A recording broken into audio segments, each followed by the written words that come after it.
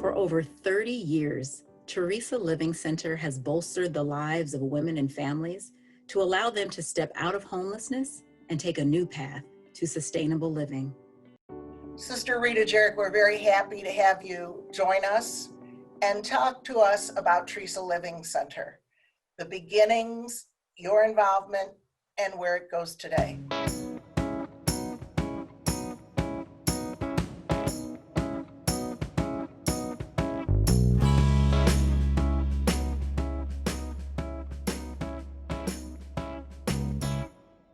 My background in ministry, actually, as an SSND, began with teaching and in administration in elementary schools.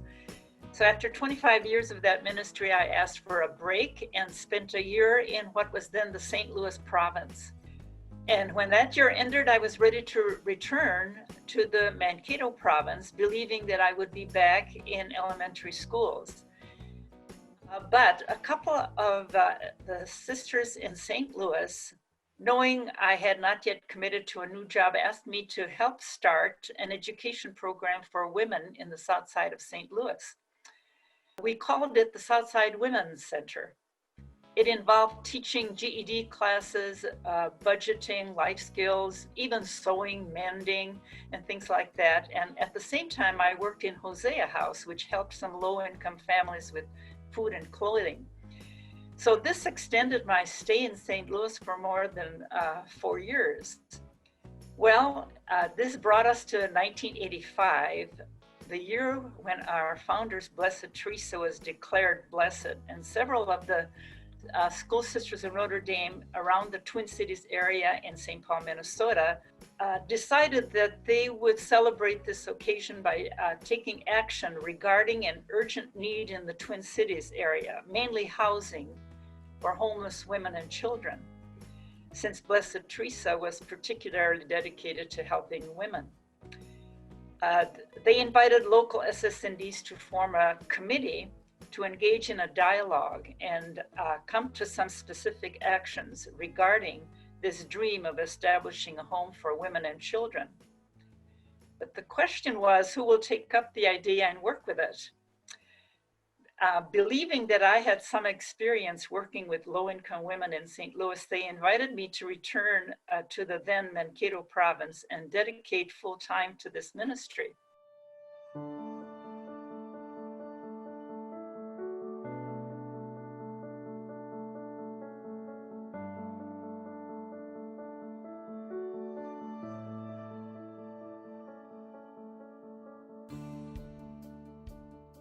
Now, it was a daunting request, but I was ready to return to Minnesota, but I also thought this was too much for one person, and I asked if there could be two of us to work together.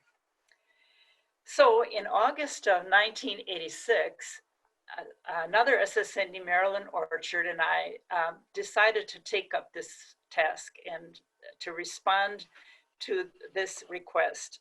The original group of sisters decided that we would name the home Theresa Living Center. And we were given mainly 3 tasks.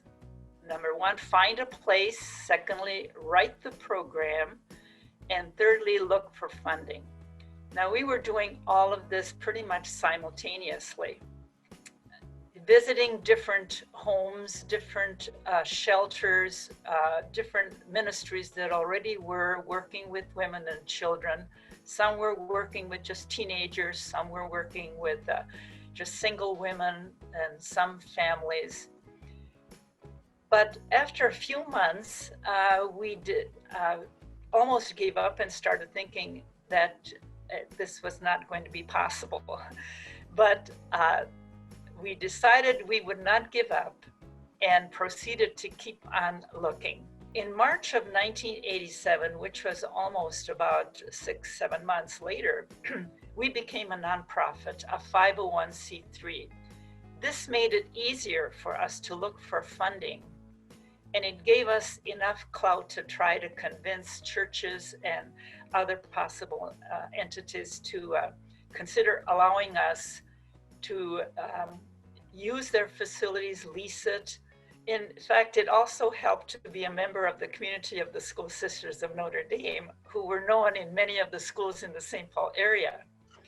At the same time, we started a board of directors, and we needed people who had expertise in different areas, who would help us with all of the unknowns that were part of starting this new ministry, because of course most of us had experience in schools and in parish ministry, but not in housing. So this was just a very new experience for all of us. Each person comes to us with particular needs arising from circumstances most of us have never experienced. Things such as a lack of education or marketable job skills, domestic abuse, mental illness, and other challenges. We asked for people that had financial background, some who had background in cities and what kind of zoning we needed to do, what kind of licensing, who would direct us to funding. Among the advice that we received, which to this day was extremely helpful to me, was from a woman who said, now, what do you really want to do? Who do you really want to serve? You have to have parameters. You can't do it all. The need is too great, and you cannot help everybody. So finally, after visiting many of these different places and seeing what ministries people were engaged in, we decided we would not serve teenagers. We would definitely serve women, and single women seem to be an important need, and also women who were pregnant or who would have one child. Now, at the same time, we had to look for a place. Where could we find a place to do this? We understood shelter as being just for a short time and just housing. That's it. And then you move on to something else. And we thought that's not going to help the women. They need more than just maybe 6 weeks of shelter. We wanted to be more permanent, not transitional, in other words. One of the basic premises that we had from the beginning was to try to form a community with the women who were there, so that it wasn't just isolated individuals. We finally found a convent that would have some openings because the sisters were leaving the place. And because the rooms were very small, we decided we would serve women, single women who were homeless. And we would also serve pregnant women, and also a woman who would have a small child that could fit into the same bedroom. On May 9th, actually, of that year, on the Feast of Blessed Theresa, we received word from a parish council that we received an offer that they would give us a lease for the building. The building had 12 bedrooms, so we could serve 12 women. It also had some extra room for our offices.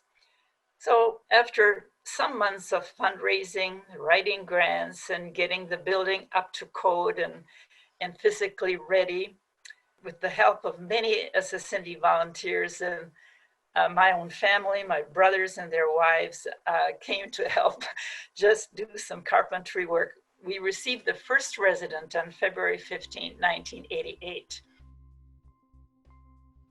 I looked to the state for funding, and with the help of this same woman who first said to me, well, you have to have some parameters, I got a hold of a grant that I could write for this program. At the same time, during this year, our representative to the US Congress was Bruce Vento. He and a Republican colleague wrote a proposal called the McKinney-Vento Act, which is part of the Department of Housing and Urban Development, HUD. The idea of that grant was that there would be a transition part. The idea of a transitional home at that time was you would serve the people coming out of a homeless shelter. You would serve them for up to 2 years, during which time you would help them gain skills, finding whatever they needed to do to become eventually so-called self-sufficient, which I don't think we ever become self-sufficient, but self-sufficient enough to move into their own housing. So this is what we did for the first 10 years. We helped women budgeting, helping them with living skills, with any kind of therapy they would need, counseling, budgeting. They paid us 30% of their income, which is a guideline for that Bruce Bento McKinney Act. And the rest of the money they could use for their own purposes. We did not serve food so that they would learn how to do their own cooking, how to manage their money. We also asked them to save 10% of their income for further housing. When they were finished with Theresa Living Center, we were hoping they would have enough money to at least start living on their own. Just like a relief that there was actual hope that I could get out of the situation that I was in. Attending the groups, which are super awesome. We made vision boards, which actually helped put a lot of my goals into perspective. If I hadn't came here, I don't know where I would have been. I don't. Things wasn't looking good for me back then. When I came here, this is when I got my biggest blessings were here. When I started doing stuff, when I started participating and going to the workshops. And let's focus on getting a job, opening up a bank account, and then later on down the line, getting in school. That worked out. I'm in school right now as we speak.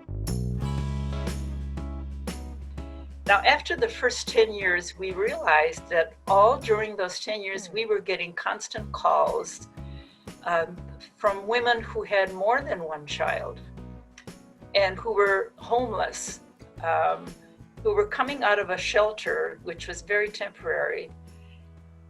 And at the same time, the Good Shepherd Sisters asked us to take over one of their programs because they were moving out of state. And one of their programs was a scattered sites program, which meant that we would find an apartment, help the woman move into that apartment, help her with down payment on the apartment, and then help her also with rent.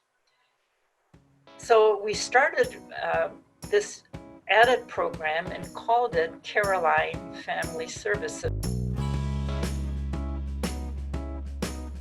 We started out with about 2 families and eventually raised it to 15 families with another grant from HUD, Department of Housing and Urban Development, and another grant from the state.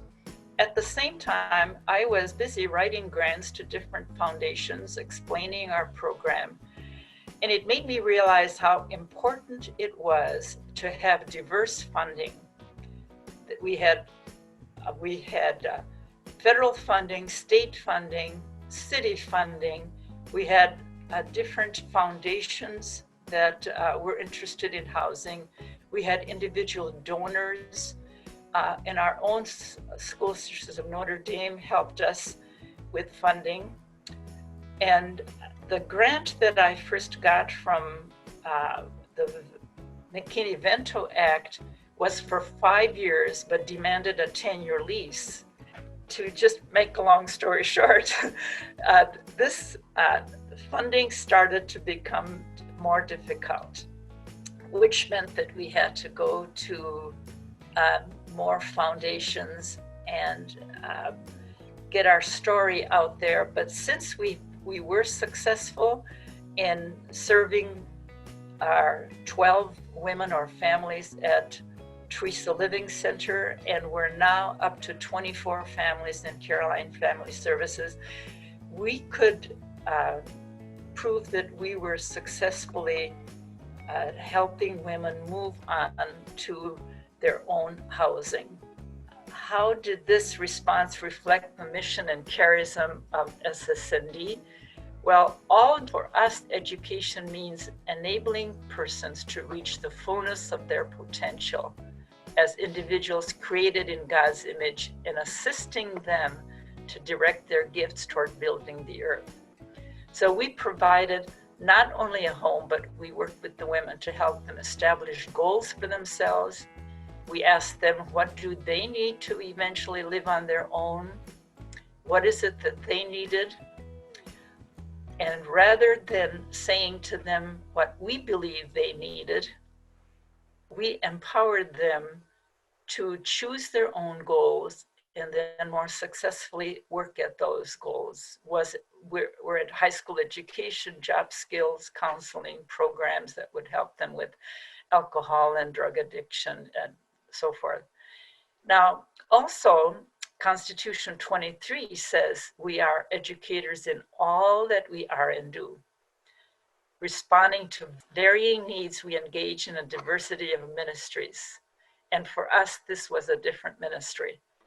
We had all been engaged in either schools, teaching, or in parish ministry. Housing was definitely a new ministry. This is remarkable. This is certainly remarkable, and then it continues today.